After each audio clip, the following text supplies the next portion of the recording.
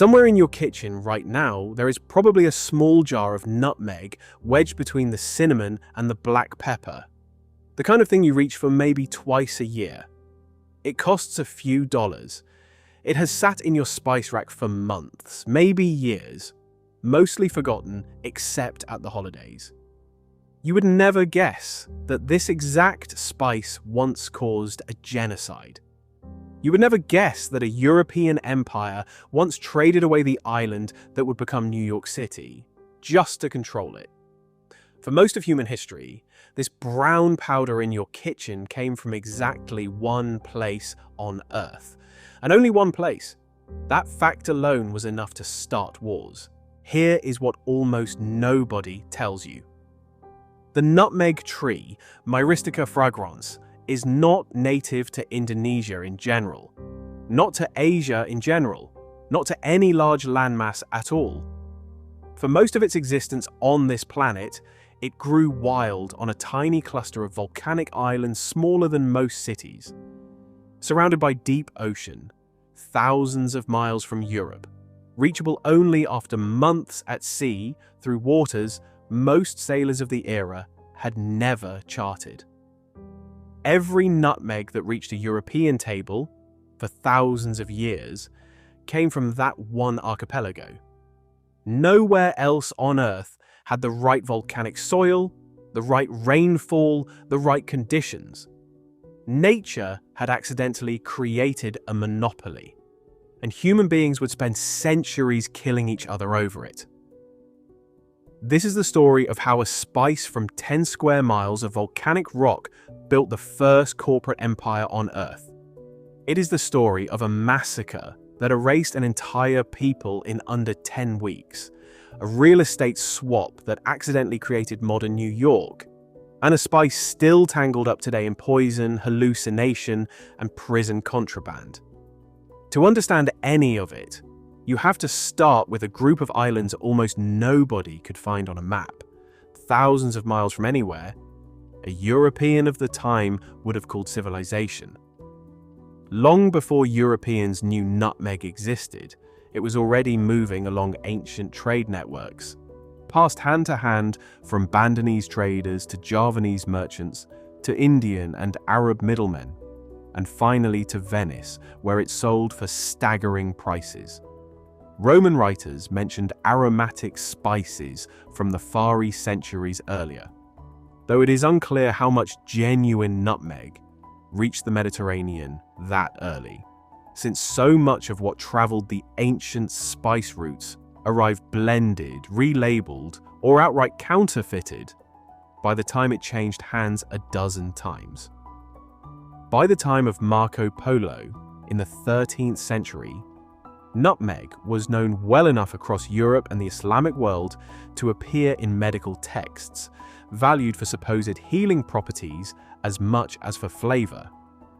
Arab traders guarded the secret of its true origin for centuries, inventing elaborate stories about dangerous seas, giant birds, and enchanted forests guarding the source, anything to protect their markup and keep European buyers from ever finding the islands themselves.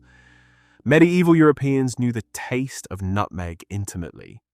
They had no idea it came from a real place at all. Everything changed in 1512, when Portuguese ships under Antonio de Abreu became the first Europeans to sail into the Banda Sea and see the source with their own eyes. What they found were low volcanic islands thick with evergreen trees, each one hanging with a pale yellow fruit that split open to reveal a lace-like red covering wrapped around a dark seed. That covering became the spice mace. The seed inside, dried and ground, became nutmeg. A single tree could produce both spices at once, which meant the islands were sitting on two fortunes instead of one. The word itself traces back to Latin, nux mosciata, the musky nut, filtered through Old French into English as nutmeg. For the first time, Europe had found the source of one of its most expensive luxuries, and within a generation, Every major European maritime power wanted a piece of it. But there was a problem. The nutmeg tree would not grow anywhere else. Transplanted seedlings died, cuttings failed. The specific volcanic chemistry of the Banda Islands could not be replicated. And for 2 more centuries, nobody in the world figured out how to break that dependence.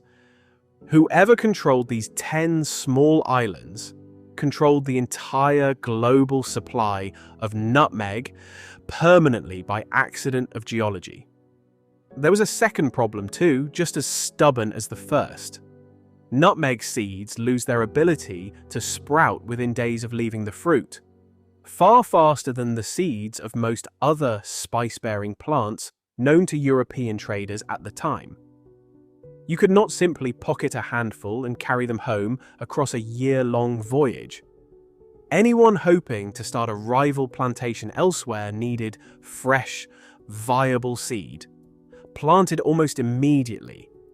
Something no European ship crossing half the globe could realistically pull off, no matter how carefully the cargo was packed or stored below deck. The Bandanese people who actually lived there had already solved problems Europeans hadn't even considered. Long before any Portuguese ship arrived, they had developed careful drying and curing techniques to keep nutmeg and mace stable across months of sea travel to Java, India, and beyond. Techniques refined over generations and passed down as closely guarded family knowledge. They ran their own trading network, dealing directly with Chinese, Arab, and Malay merchants, setting their own prices and choosing their own trading partners, becoming genuinely wealthy in the process, with fine houses and imported goods to show for it. It was, by most accounts, a prosperous and largely self-governing society of free traders, not a primitive outpost waiting to be discovered. And visiting merchants from across Asia treated Banda's leaders as equals in negotiation, not as subjects to be managed. By the time Europeans reached the source directly, nutmeg was already selling in European markets at markups approaching 6,000% over what it cost on Banda itself.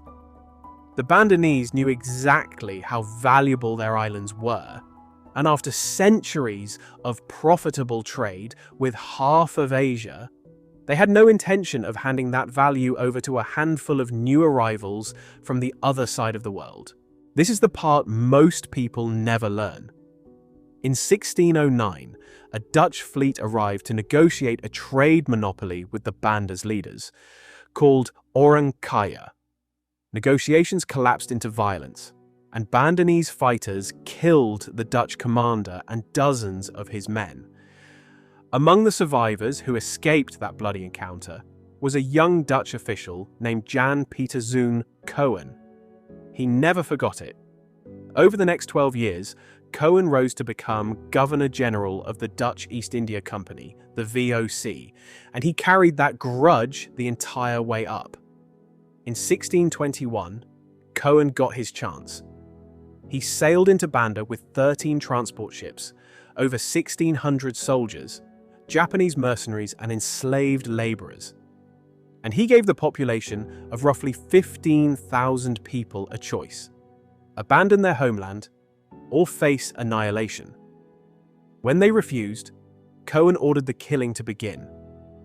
Dutch forces and their mercenaries hunted down the island's leaders, tortured, and executed dozens of them in public, and then turned on the general population, moving from village to village with a methodical efficiency that survivors later described as almost businesslike, as though the massacre itself was simply another logistics operation to be completed on schedule.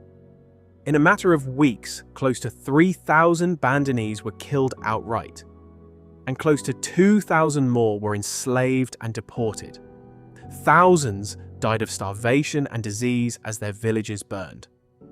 A civilization that had thrived on that archipelago for centuries ceased to exist in under 10 weeks. Here's the thing that made this more than just cruelty. Coen wasn't simply taking revenge. He was solving a business problem the only way he knew how, applying the same cold logic a company today might apply to a supply chain bottleneck. Except the bottleneck in this case was a living population of 15,000 people. With the Bandanese gone, the VOC brought in Dutch settlers and enslaved workers from across the archipelago to run nutmeg plantations under a strict lease system called the Perkinier system, where former company soldiers were granted land in exchange for delivering fixed quotas of nutmeg back to the company at a price the company itself decided. Total control of the land meant total control of the supply. Total control of the supply meant the VOC could set the price of nutmeg anywhere it wanted, anywhere in the world, with no competition at all. Investors back in Amsterdam who had bought shares in the VOC saw dividends that regularly exceeded 20% a year, decade after decade, an almost unheard of return built directly on top of a depopulated archipelago.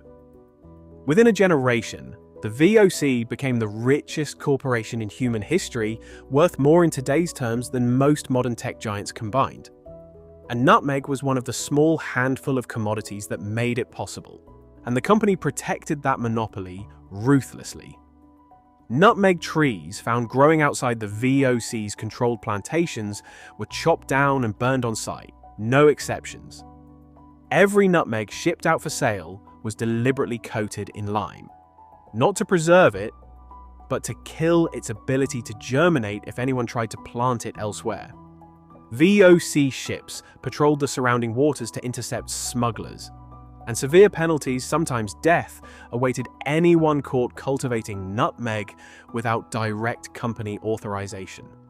Company inspectors periodically toured every plantation on the islands, counting trees against official registers, and any tree that appeared without a corresponding entry was destroyed immediately. No questions asked about how it might have gotten there. For nearly 2 centuries, this single company controlled the entire global nutmeg supply from a handful of tiny islands most of the world had never heard of, and it priced accordingly. A spice that cost almost nothing to grow on Banda soil could sell in London or Amsterdam for sums that would bankrupt an ordinary household for a single pound of it. And buyers had no alternative supplier to turn to anywhere on the planet. There was just one thorn left in the Dutch side.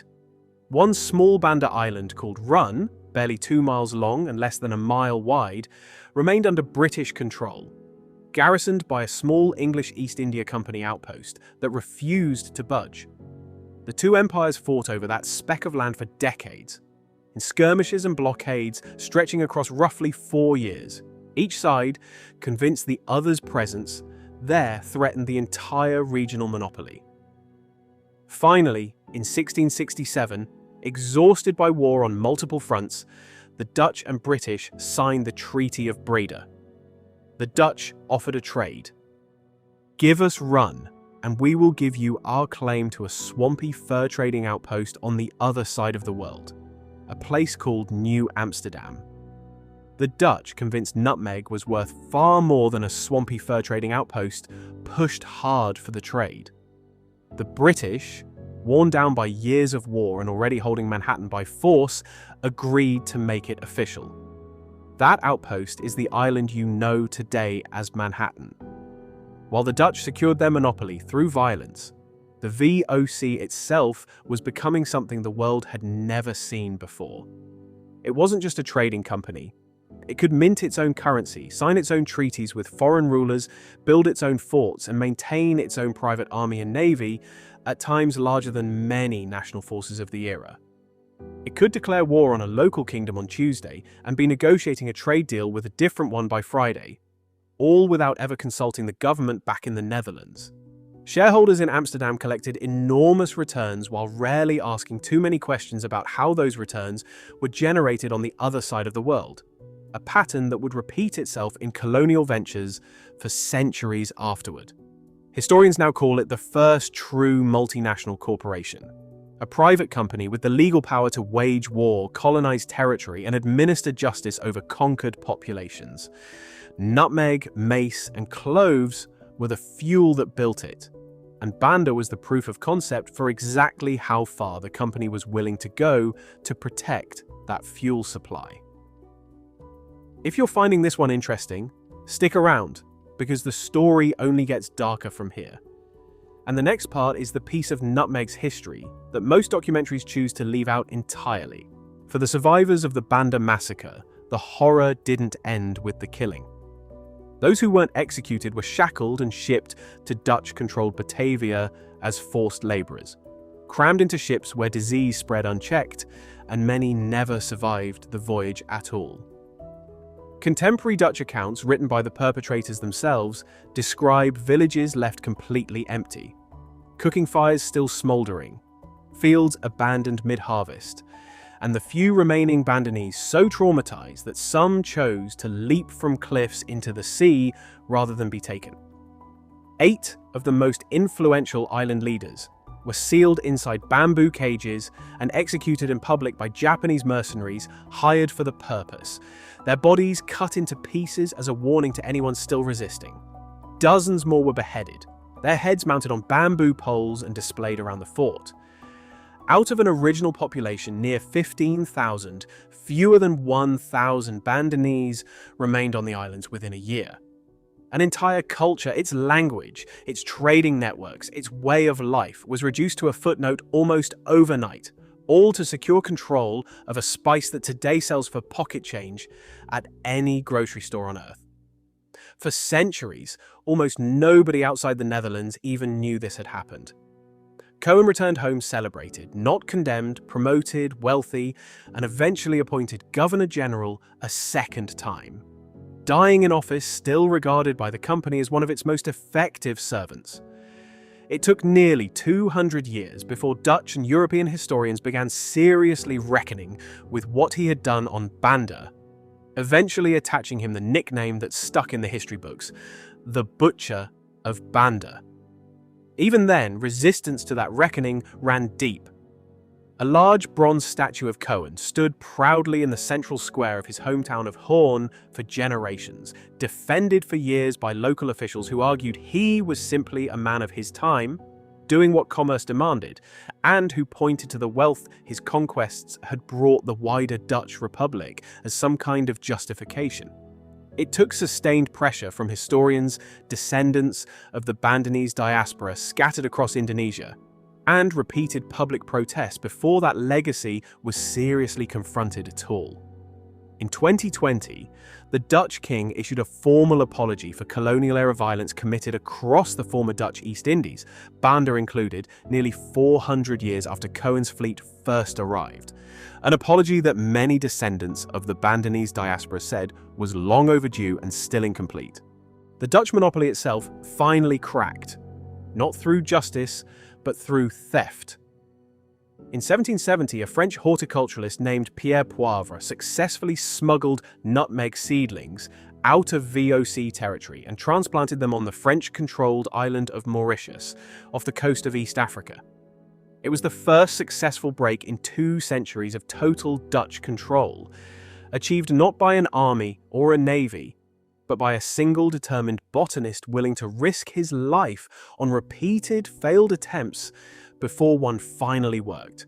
From Mauritius, nutmeg cultivation spread further, to Zanzibar, to Ceylon, and eventually, in 1843, to a small Caribbean island called Grenada, more than 15,000 miles from where the very first tree had ever grown wild.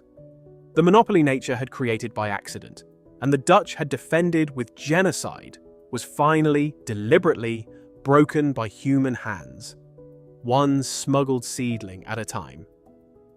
From there, nutmeg's transformation was almost anticlimactic. What had once justified genocide and empire slowly became one more spice on a supermarket shelf. It found its way into eggnog, pumpkin pie, mulled wine, and holiday baking across the Western world, worked into cuisines from the Caribbean to the Middle East to South Asia, standardized, regulated, and traded as an ordinary agricultural commodity rather than a strategic asset worth going to war over. Government food safety agencies now set maximum allowable limits for it in processed food. Import duties replaced naval blockades. Commodity exchanges replaced armed convoys. The same spice that once required a private army to protect now moves through the world in shipping containers alongside black pepper and cinnamon, tracked by customs codes instead of company monopoly charters. Bought and sold in bulk by buyers who have likely never heard the name Jan Pieterszoon Coen at all. But nutmeg's reputation carried baggage the marketing never mentioned. For centuries, Europeans believed carrying nutmeg warded off the plague, wearing it in small pouches around the neck as protection against the Black Death, and physicians of the era prescribed it for everything from stomach ailments to melancholy to what they delicately called disorders of passion, treating it almost as a cure-all long before anyone understood what was actually inside it. It probably did nothing of the sort medically, though some historians note the pouches may have incidentally repelled the fleas that actually carried the disease, giving the superstition just enough accidental truth to survive for generations and get repeated as folk wisdom well into the modern era. What actually deserves scrutiny is a different, more modern claim, that nutmeg is a safe, mild way to catch a buzz. It is not. In large doses, the compound myristicin found in nutmeg is genuinely psychoactive, but the effective dose sits dangerously close to the toxic one, with almost no safe middle ground. Forensic toxicology journals have documented specific cases of nutmeg poisoning causing hallucinations, racing heartbeats, seizures, and, in rare instances, death, all from a spice sitting openly in kitchen cabinets. Sold without warning labels, without age restrictions, without any of the regulation applied to substances with comparable effects. That gap between reputation and reality hasn't gone away. In recent years, a recurring trend, sometimes called the Nutmeg Challenge, has resurfaced online and in prisons, where inmates without access to other substances grind up cafeteria nutmeg packets, mix them with water, and drink the slurry in search of a legal high. The practice isn't new. Sailors and prisoners have experimented with it for well over a century, long before social media gave it a catchy name and a new audience of curious teenagers. It rarely works the way they hope. What follows is usually hours of nausea, dizziness, dry mouth, and disorientation rather than any pleasant effect, followed sometimes by a trip to the infirmary. Poison control centers report a steady trickle of cases every year, mostly teenagers experimenting after finding the trend online, discovering the hard way that the spice their grandmother used at Christmas can put them in an emergency room. A commodity that European empires once fought wars over, worth more than its weight in gold, is now something health authorities have to actively warn people away from misusing, sitting unlocked and unregulated in almost every kitchen on Earth. Globally, the picture today is almost unrecognizable from the 17th century. Indonesia, the original source, remains one of the largest nutmeg producers on Earth, alongside India, Sri Lanka, and Grenada, together supplying kitchens on every continent.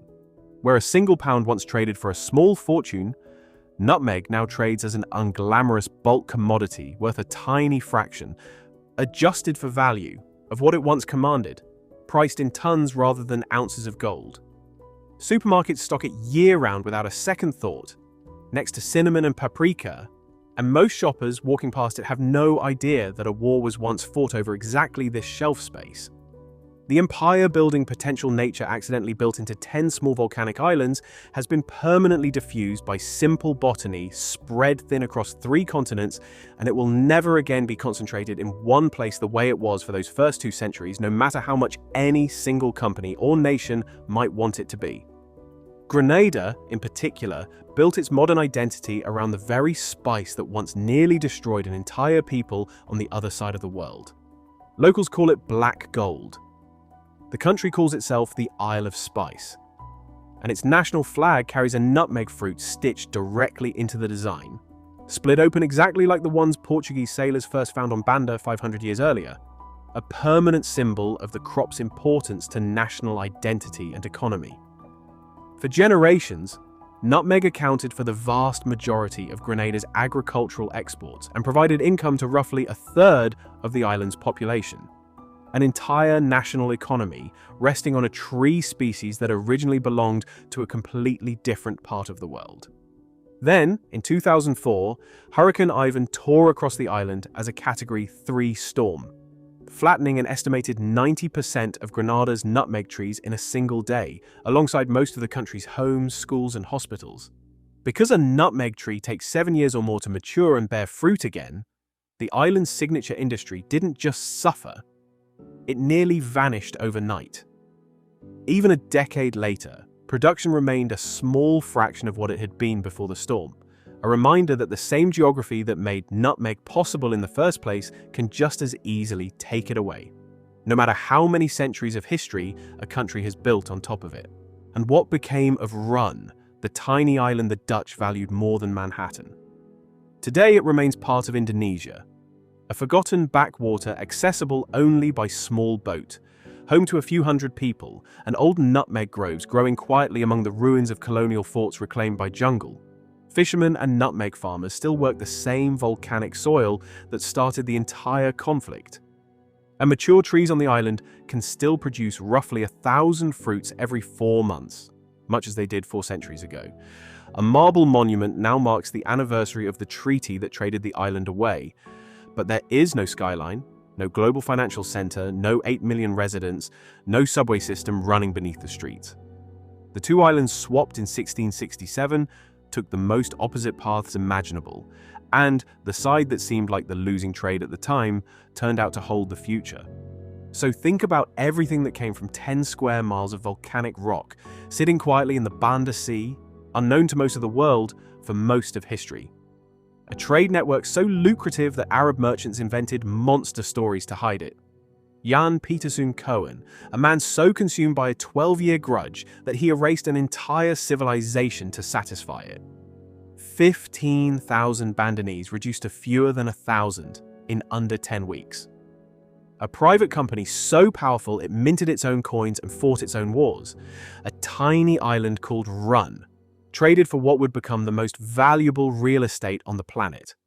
A French smuggler quietly ending 2 centuries of monopoly with a handful of stolen seedlings. A Caribbean nation that stitched the spice directly into its flag, only to watch a single hurricane destroy 90% of it in a day. A folk remedy against the plague that turned out to be almost entirely wrong, and a modern myth about getting high that turns out to be genuinely dangerous. And somewhere in a kitchen, prisons and poison control centers still have to warn people about today sits the very same spice in a small jar costing a few dollars that people once slaughtered each other over. Next time you shake a little nutmeg over your eggnog or your pumpkin pie, remember what it actually cost the world to get there. If this taught you something you didn't know, hit subscribe and tell us which part surprised you most.